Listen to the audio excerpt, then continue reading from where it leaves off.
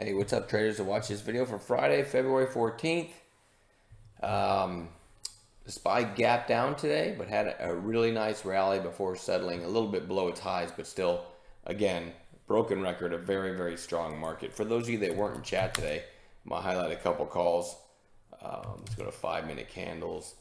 NNVC, as this candle was coming back up, I called this long through 8 because I was thinking if it breaks the whole number inflection point 8, red to green is right here through the open at 810, high of day 817. So you've got two stacked catalysts right there, and then you've got yesterday's high above that at 819 and the day before that at 824.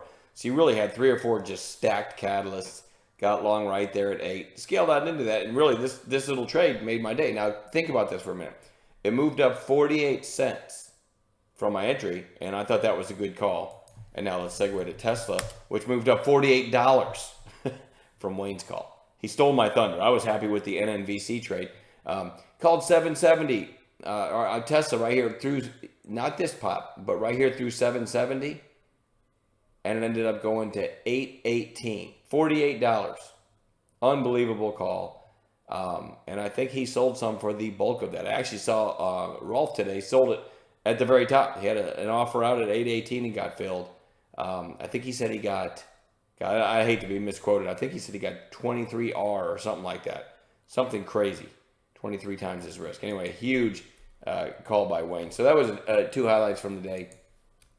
What are we watching for tomorrow? CAN. I don't love this because you had this huge day and then you kind of had a gap down. So a lot of people from yesterday are underwater. But it's still kind of closed in the upper half of the previous day's range. So I am going to watch it. I believe that's a Bitcoin stock, so we want to make sure that we watch Bitcoin. And if Bitcoin's moving, I think that CAN would be a good go-to stock, right? W, which is Wayfair, a pretty big down day, but nice support around $80 here. It spent like over a month holding that area, and it's come a long way. I mean, just today's high was 94.7, so 94.74. So it's basically fallen almost $14 if it gets to 80. It will have fallen $14 just from yesterday's high. So a pretty good area to look for a bounce tomorrow if we get there. Roku, wow, after hours, this thing went to, I don't know what, 150 something. And I sat there and watched it, never got it traded. I was watching after hours. But anyway, settled in after hours at close to 148. So we're looking at a gap play tomorrow. We'll see if it gives us the setup. VIVE, you can't really see anything here unless I zoom in a little bit. But a nice pop today on a big stake reported. And it had some, I think, reverse splits. I kind of zoomed in here. So I think this has a pretty darn low float. I want to watch for a follow-through day in this one. Very interesting. Let's see, where am I? Tesla. Already talked about this as far as Wayne's call, but here's the daily. So he had this monster move. Everybody thought it was rolling over. They announced an offering, but I think Elon Musk is buying a chunk of the offering himself. And so you had this gap down on the offering news and then a huge bullish candle. That's one to watch. You might get a continuation of the short squeeze it had today, right? Let me type this right. FTSI, nice breakout, strong close. We'll look for a follow-through day there.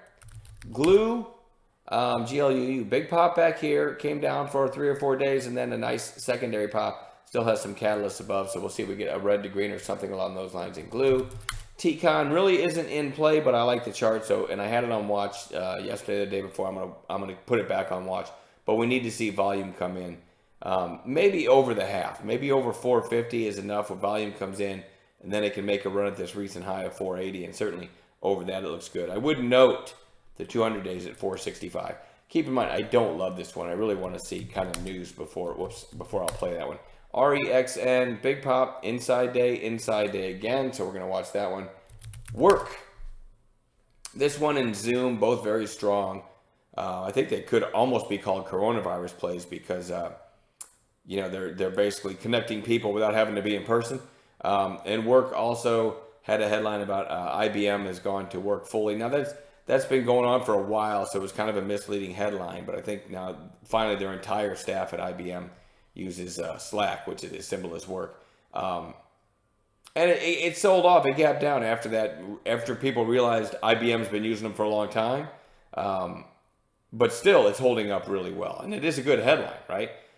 Because when it kind of gives them, I don't know, it makes it look like, hey, this is, if IBM's using them, a lot of companies are probably going to start using them. And recent IPO seems to have bottomed and held the 20 area fairly well. So it looks like it's probably up from here. So I think that's a good one to watch. A couple more. AYTU, nothing pretty here. Closed at 75 cents, but in after hours, it closed out around 92 cents. It did break $1 in after hours before settling in at 92 cents. So if that's still gapping in the morning, possible gap and go. Same with BLIN. That closed out after hours at $1.95-ish. So another potential gap and go in that one. That's plenty to watch, and hopefully we'll find a couple more gappers to add to this list as well. Great teamwork and chat. Again, Wayne, if you're watching this, amazing call on Tesla. I'm done babbling. I'll see y'all in chat tomorrow. Wait, one quick reminder. The market's closed Monday, so I kind of expect the market, especially tomorrow afternoon, to probably be dead going into a 3-day weekend. But I suspect we're still going to find a few good trades. All right, now I'm done babbling.